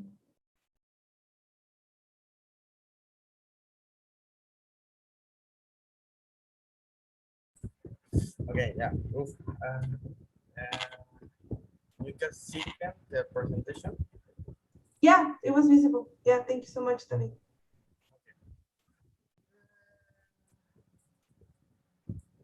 Let's start. Okay.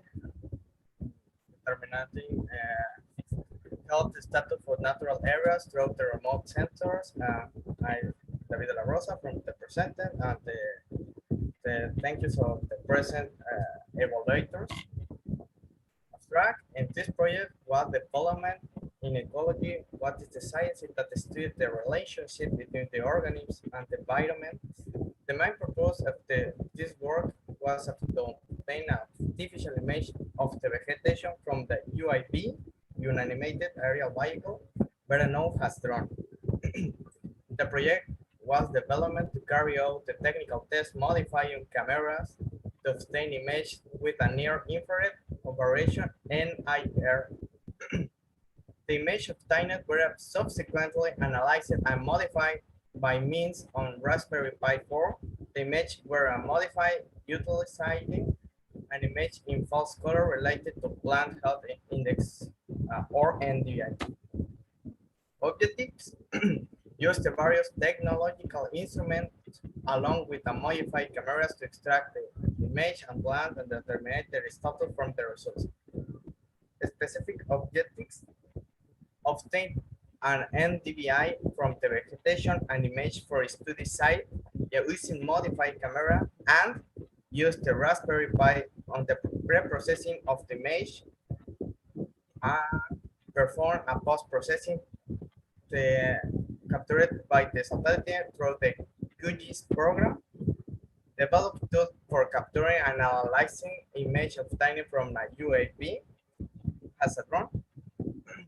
Perform an NDVI using Agisoft Metashape with a false color image with which the health status of the vegetation in a study site will be determined. Ok, empezamos un poco. Esto ya lo daré en español. Introducción. Empezamos hablando sobre lo que es un dron, pues lo que es un sistema el cual ha sido utilizado, el cual es configurable y se utiliza para vuelos autónomos en zonas o en regiones que pues tienen sus diversas utilidades dentro de esta. Empezamos con un marco teórico, que es el NDVI, que es lo que vamos a estar tratando. Pues aquí, como este es un concepto utilizado para poder medir el nivel de salud de las plantas, como se puede observar en la imagen, que no puedo quitar la barra de abajo, pero lo que se alcanza a ver que las plantas que tienen de 0 a -1 son plantas que están muertas, que no tienen vegetación. De 0 a 0.33, una planta enferma. De 0.36 a 0.63, una planta medianamente enferma. Y de 0.66 a 0.1 es una planta que esté saludable dentro de lo que estamos midiendo.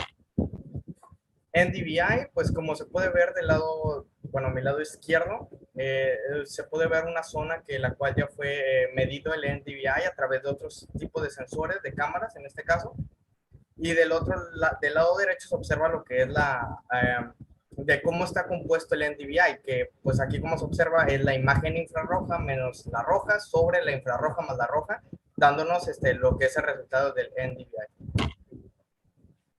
Un dron, pues aquí pues como se puede observar, el piloto y un dron, que fue el que se utilizó para hacer medida y hacer uso de este tipo de trabajos.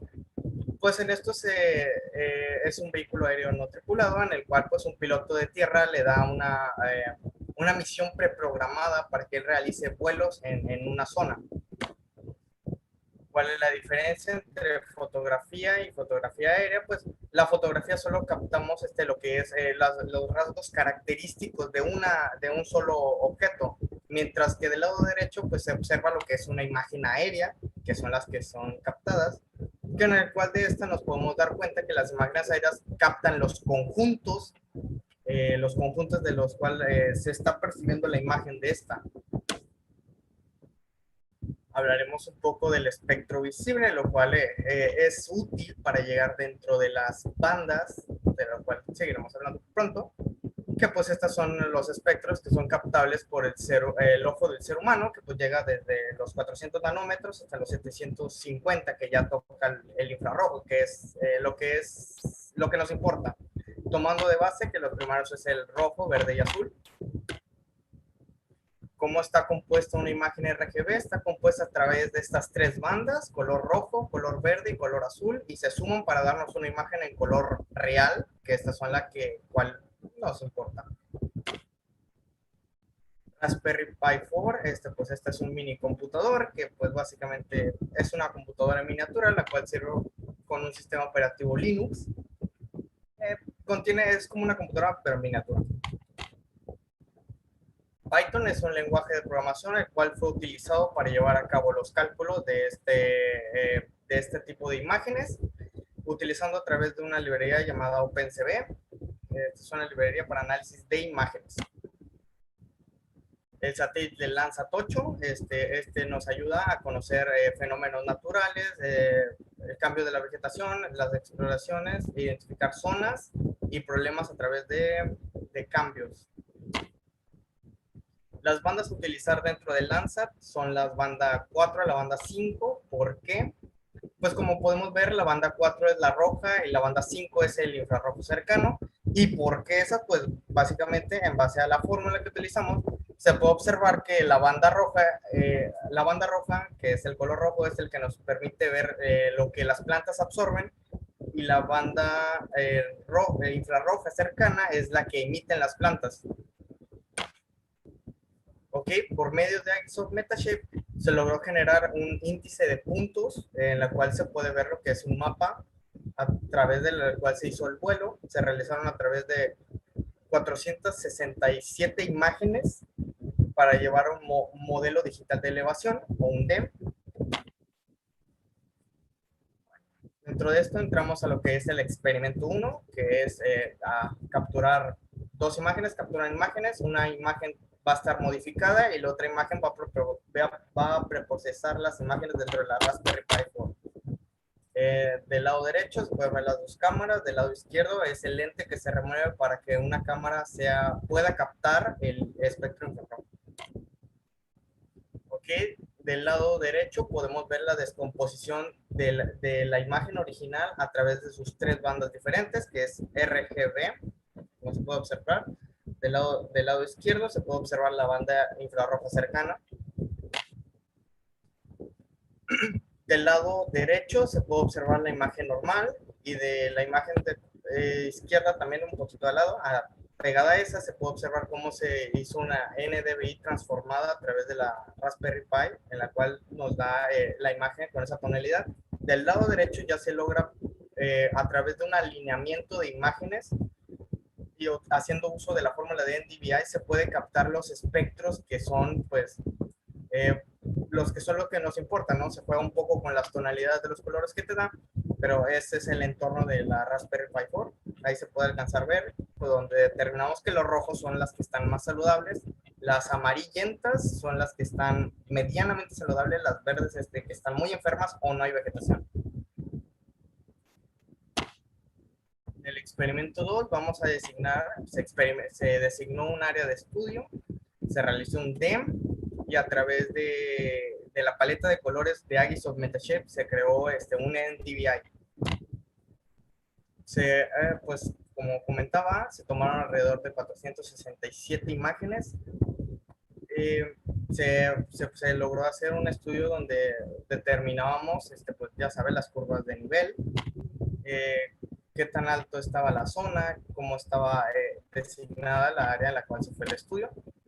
Se realizó el mismo cálculo para el NDVI, en la cual utilizamos un poco de ayuda con la paleta de colores para darle tonalidades, en las cuales estas podemos determinar a través de los valores que nos arrojaron. Las zonas rojas son las más sanas, las verdes medianamente sanas, y como se observa, pues las negras o las cafés muy oscuras donde hay poca vegetación o no hay, y como se puede observar, pues este es un camino, pues obviamente no hay vegetación. En el experimento 3, pues aquí se obtienen las imágenes a través del lanzatocho, se crean dos modelos a través de las bandas y se genera un NDVI. Pues aquí se obtienen las bandas de diferente color, del lado derecho está la roja, del lado izquierdo está la infrarroja. Se realiza el cálculo, nos da esta imagen, en la cual ya es un NDVI, pero vamos a darle curvas de nivel a partir de etiquetado, lo cual pues del lado izquierdo inferior, digo derecho inferior, se puede observar las curvas de nivel en las que están puestas ahí. Y ya dándole los valores al de este nos da que la zona, esta es una zona cercana a la universidad, pues como podemos ver dentro de la zona que nos arrojan a través de QGIS, pues las zonas están muy enfermas, no hay mucha vegetación. Discusión. Se cumplió con el propósito de utilizar dos cámaras modificadas y preprocesarlas a través de Raspberry Pi 4. Discusión del experimento 2. Pues a través del dron se realizaron el estudio y la capturación de las imágenes a través de Agison Metachef, bueno, a través de uso de un NDVI de falso color, pues la vegetación pudo ser determinada sabiendo cuáles están más enfermas y cuáles están más saludables. La discusión a través del preproceso de las imágenes capturadas sobre el satélite, pues se tomó de base para ver cómo quedaría un NDVI si tuviéramos todas las bandas. De la conclusión, es posible modificar una cámara para obtener las imágenes y evaluarlas. Se capturaron las imágenes a través de un dron, se calcularon en falso color y se obtuvieron resultados satisfactorios. De otra manera, las imágenes adquiridas del satélite se utilizan para calcular este NDVI, sabiendo cuál es el procedimiento para obtener un NDVI a través de diferentes maneras para capturar para conocer los diferentes problemas psicológicos que hay dentro de la zona. Pues mis agradecimientos. Están muy largos, no los voy a leer. Los anexos, aquí podemos ver, pues, como pueden observar, cómo está hecho el plano, cómo fue diseñado el plano, cómo se ve la zona. Y pues, para que vean que, por ejemplo, si observaron las anteriores imágenes, este era el mismo camino que se notaba dentro de las imágenes, y esta es la vegetación que se veía. Siento que fue muy rápido. Thank you so much, David. Thank you for this wonderful presentation. I remember that I saw the NDVI when I was working on the agenda, and now I know what's that. So thank you so much for sharing this. And I think it's a really important research. And unfortunately, we don't have time for questions, but if the evaluators have any questions, please express them in the chat, and David is going to answer them.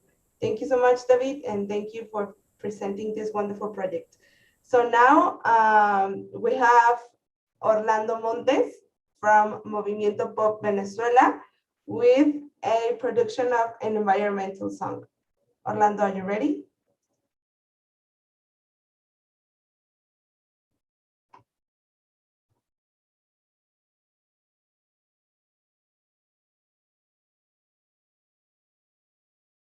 I don't know if you hear us, Orlando.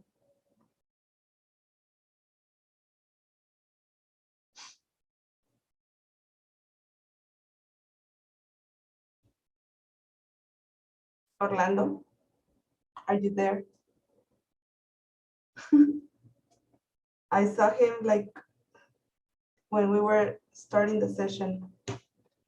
So let's wait maybe 1 minute and check if Orlando is having connection problems. Hello, can you hear me? Hey, Orlando, yes. Thank you so much. Hi. Thank you for having me and for showing me all these great projects. I am having connection problems, and I'm not going to be able to read what I have prepared because of that. But I'm going to explain it. I mean, the basic idea of the project. The project is called My Dear Nature, and it's about a musical composition of a song which lyrics encourage the devotion to nature and to taking care of nature and the environment, right? The idea is to take this song to schools and to show it to students, to kids, so they can feel that devotion, that love for nature.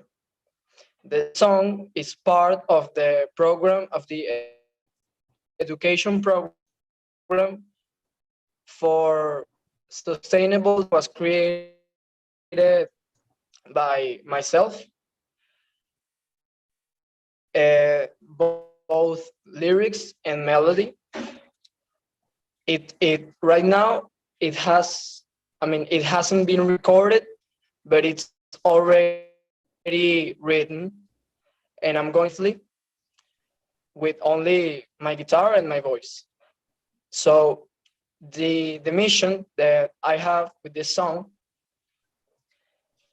is so this song can work like a seed in the mind and in the heart of that child who is going to explore his feelings for nature soon enough when he grows up.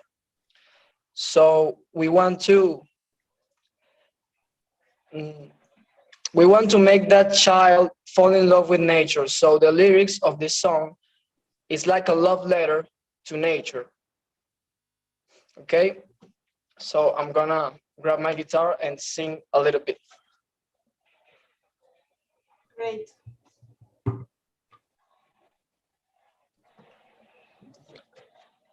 Okay, I'm really sorry for not having the presentation available. It's just that since I joined the call, my Wi-Fi stopped working, so I had to go to a neighbor's house, and now I'm in my house but with a neighbor's Wi-Fi, but I can't read the presentation and I can't read the lyrics. So I think I'm not going to sing the whole song, but I'm going to sing the first part and the chorus. So I hope you like it.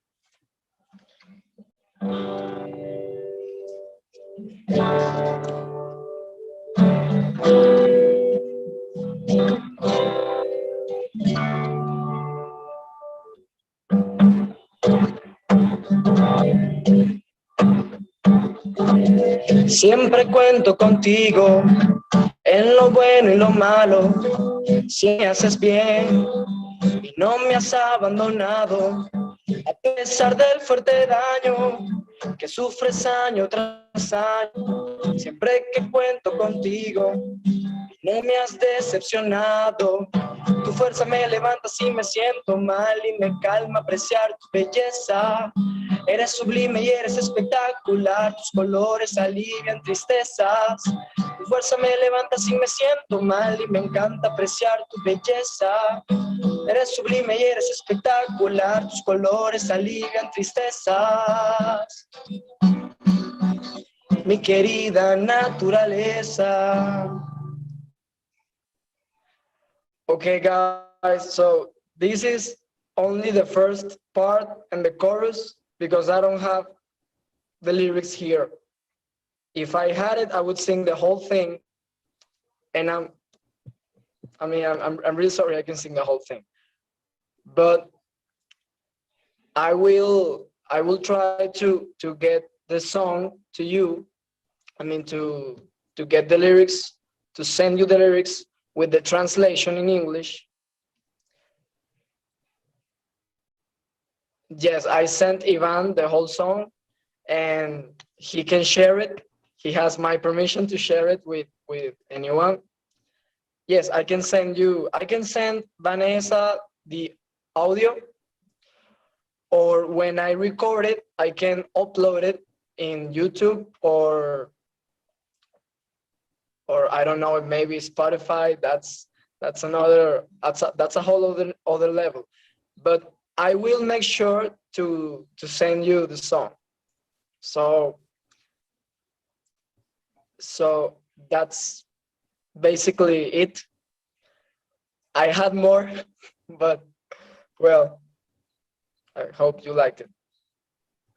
I think it's really great, Orlando, and we remember when you were starting the project in the with all the folks from the Conclave. So I think it's great, all the events that you have having, and we really feel really proud of this song that you wrote, and that you're also giving it to. You're also giving the song to it, el sonido, la composición to it. So we would be more than happy to review, share the video so we can also upload it in the YouTube Pop Movement. I think Dr. Ash will be more than happy. He is here and he can also give that permission. If you give us the permission to share this with Pop Movement, we can also do it through the Pop Movement YouTube. So thank you so much for this your time, and thank you for sharing this, Orlando. I don't know if someone has any comments to close today.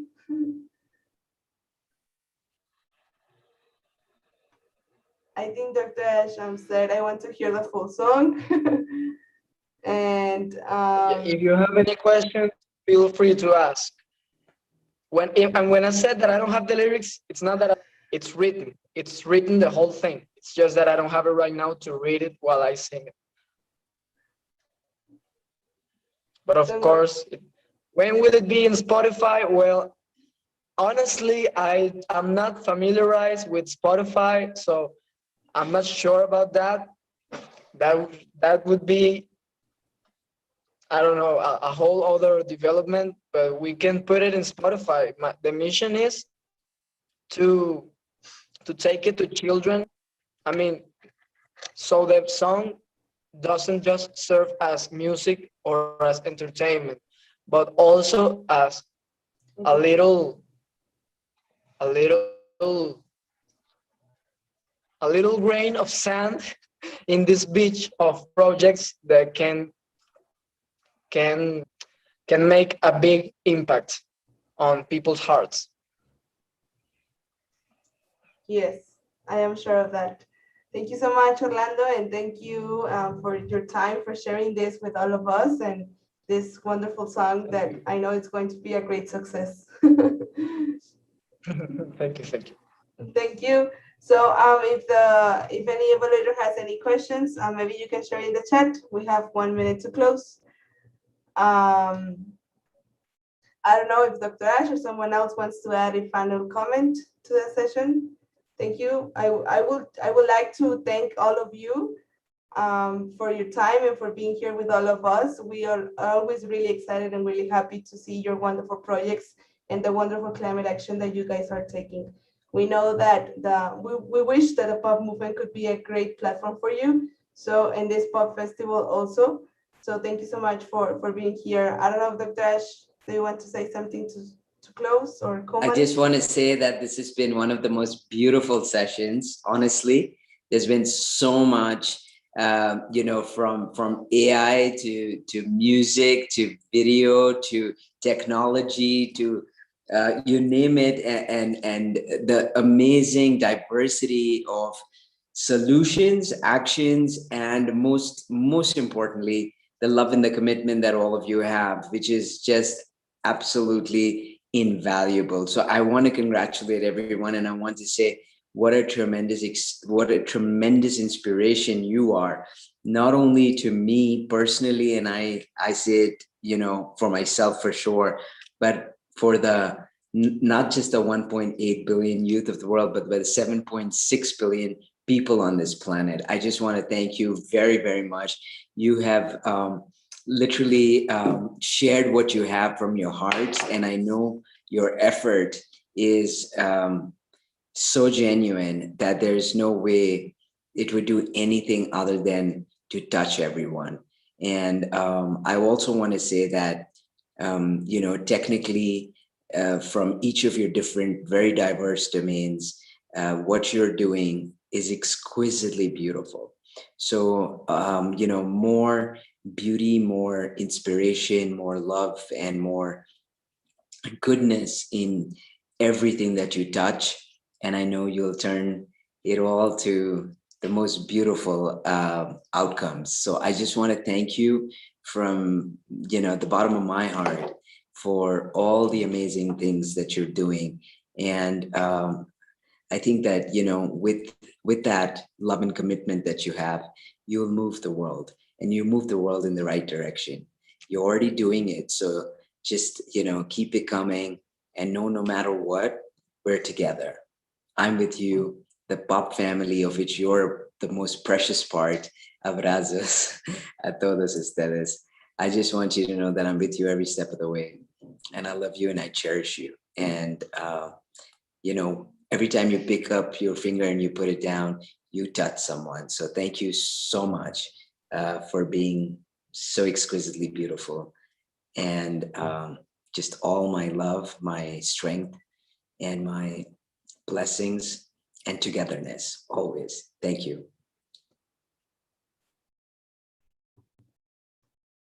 Thank you, Dr. Ash. So I think now we should scream something like movimiento. Yes, I was just waiting, you know. I thought you might have something to say, but as soon as you finish, you know what I'm going to do, right? Movimiento. Pop. Fuertísimo. Movimiento. Pop. Yeah. Movimiento. Pop. Gracias a todos ustedes y abrazos. With all my love and my prayers to all of you. Thank you, really. And one more time together. Movimiento. There are people in this neighborhood who have now started to understand exactly what this is. They know, they hear me say this several times a day, and they now think of Pop every time they hear my voice. I've been getting reviews from the neighbors here. I love you all. Thank you. They're so going to think that you have a bomb. Yeah, exactly. That's right. And I hear their dogs, and we're communicating all the time. Gracias a todos. Gracias. Abrazos. Les recuerdo que Abrazos fuertes. Perdón, Najit. Nada, que los queríamos invitar a la siguiente sesión. Espero que se puedan unir. Es un taller y va a estar súper interesante. Es en otro link, ¿verdad? El que está en el chat. Mandamos el link en el chat. Va. ¿En este enlace o otro? No, Okay. you can see Okay. link into the chat. It's in the chat. But yeah, Okay. it's. Thank you. And as we close, I just want to thank all the beautiful people who are here with us, and the many, many more I know are watching us. Just thank you so much. Thank you to the beautiful Pop family. And in that is everyone, all of you, every single one of you. And I just really mean this. Thank you so much for being so special. Thank you. Thank you, Dr. Ash. Thank Gracias. you. Just as a quick reminder, the results from the projects are going to be presented tomorrow in the closing at 5 p.m. CST, Mexico City time. Thank you. Gracias. Ya, métanse al siguiente taller, se los juro, va a estar súper, súper padre. Nos vemos allá. Muchas De la gracias. actividad.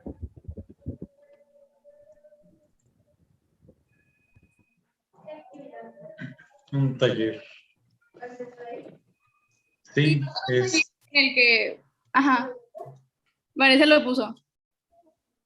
Ah, no, ok, pensé que. No, eso es para mañana. Ok. Bueno, los esperamos en el siguiente taller. Ahí vamos. Bye. Ahorita nos vemos. Bye. Hasta pronto.